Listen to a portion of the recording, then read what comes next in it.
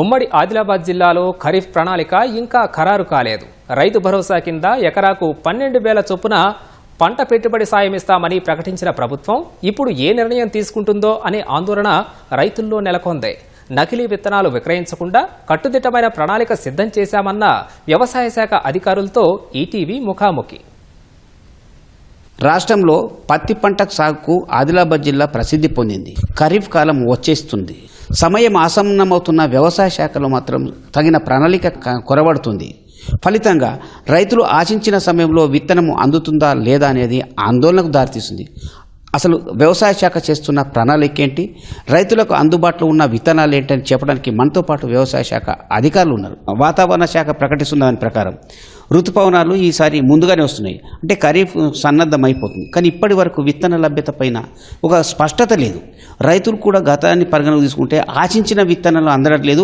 రైతులకు అవసరం లేని విత్తనాలే మార్కెట్లో లభిస్తున్నాయని ఒక అపవాదం వినిపిస్తుంది. మీ శాఖ తరపున చేసిన ప్రణాళిక ఏంటి? జిల్లా కలెక్టర్ గారు ప్రతిరోజు రిపోర్టు కంపెనీల ద్వారా తెప్పించుకోవడం జరుగుతుంది. జిల్లా వ్యవసాయ శాఖ ద్వారా ఇప్పటి వరకు మన జిల్లాలో 13,33,000 విత్తన ప్యాకెట్లు 335 వివిధ డీలర్ షాపులలో అవైలబుల్ ఉంచడం జరిగింది.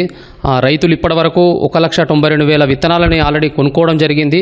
ఇంకా ఇప్పుడు అవైలబిలిటీ మనకు 11 లక్షల ప్యాకెట్లు సిద్ధంగా ఉన్నాయి.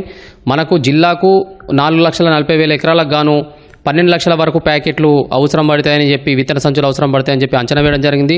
దానికి అనుగుణంగా మనకు విత్తన లభ్యత అనేది విరివిగా ఉంది. ఎలాంటి కొరత లేదు. ఈ సంవత్సరం కావాల్సిన విత్తనం, రైతు కోరుకునే విత్తనం, ఆయన ఎంపిక చేసుకునే విత్తనాన్ని వ్యవసాయ శాఖ డీలర్ల ద్వారా అందుబాటులో ఉంచడం జరుగుతుంది.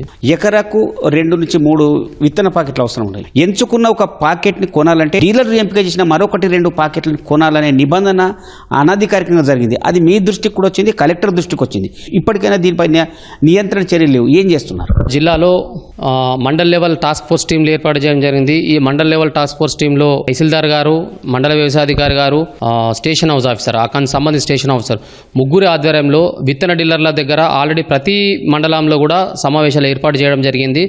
రైతుకు పరిమితి లేకుండా తను ఎంచుకున్న విత్తనాలని ఎలాంటి ఆంక్షలు లేకుండా అందియాలని చెప్పడం జరిగింది. ఒకవేళ ఇలాంటి ఏమన్నా నోటీస్కి వస్తే జిల్లా టాస్క్ ఫోర్స్ టీము, జిల్లా వ్యవసాయాధికారి ఆధ్వర్యంలో జిల్లా టాస్క్ ఫోర్స్ టీం కూడా ఉండడం జరిగింది. ఇవి ఏమైనా నోటీస్ వచ్చినా కానీ జిల్లా కలెక్టర్ గారు కఠినంగా వ్యవహరిస్తారని చెప్పి ఆల్రెడీ హెచ్చరించడం జరిగింది. కనుక ఇప్పటివరకు అయితే ఇక్కడ కూడా ఇలాంటి ఆంక్షలు లేవు, ముందు కూడా ఉండబోదని ఆశిస్తున్నాం. ప్రభుత్వ నిబంధనల వరకు BT2 విత్తనం వాడాలి. కానీ ఇప్పుడు BT3, BT4, BT5 పేరిట ఉమ్మడి ఆదిలాబాద్ జిల్లాలో కాగజ్ నగర్, పెంచకల్పేట, మంచిర్యాల, ఆదిలాబాద్, మహారాష్ట్ర చుట్టుపక్కల తీసుకొచ్చి రైతులకు అంటగట్టే ప్రయత్నం జరుగుతుంది. నష్టపోయే అవకాశం లేదంట. మన జిల్లాలో మాత్రం ఇప్పటి వరకు అలాంటి కేసెస్ ఏమి రాలేదు. పక్కలో ఉన్న మంచిర్యాల కానీ, ఆసిఫాబాద్ జిల్లాలో కానీ ఆ ట్రైన్ రూట్లో మన ఆంధ్రప్రదేశ్ గుంటూరు ఏరియాల నుంచి కొందరు రైతులు తీసుకురాగా పట్టుకొని 1-2 ఇన్సిడెంట్స్ రావడం జరిగింది. దానిపైన పోలీస్ శాఖ మరియు వ్యవసాయ శాఖ, రెవెన్యూ శాఖ 3 సంయుక్తంగా అలర్ట్గా ఉన్నాము. మా ఆదిలాబాద్ జిల్లా రైతులకు నకిలీ విత్తనాల బెడద చాలా తక్కువ ఉంటుంది. విత్తన సంచుల పైన కేంద్ర ప్రభుత్వం నిర్ణయించిన ధర ఎంతకు విక్రయించాలా? ఒకవేళ అధికంగా ఎవరైనా డబ్బులు తీసుకుంటే వారికి సంబంధించిన ఫిర్యాదులు వస్తే మీకు ఏం చేయాలా? ఒకవేళ తీసుకున్నట్టుగా ఫిర్యాదు చేయకుండా మీరు నియంత్రించే అవకాశం ఉందా లేదా? ప్రభుత్వము నిర్ణయించిన గరిష్ట ధర ఈ సంవత్సరము 901 రూపాయలు ప్రతి విత్తన ప్యాకెట్కి.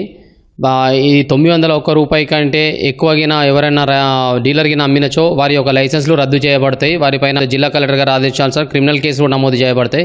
ప్రతి డీలర్ విత్తనాల దుకాణాల్లో తనిఖీలు నిర్వహించి అక్కడ బ్యానర్లు కూడా ఏర్పాటు చేయడం జరుగుతుంది. ఎలాంటి ఫిర్యాదు అయినా కానీ ఈ ముగ్గురు అధికారుల యొక్క ఫోన్ నంబర్లతో పాటు ప్రతి షాప్ ముందర బ్యానర్స్ ఏర్పాటు చేయడానికి కూడా కలెక్టర్ గారు ఆదేశించారు.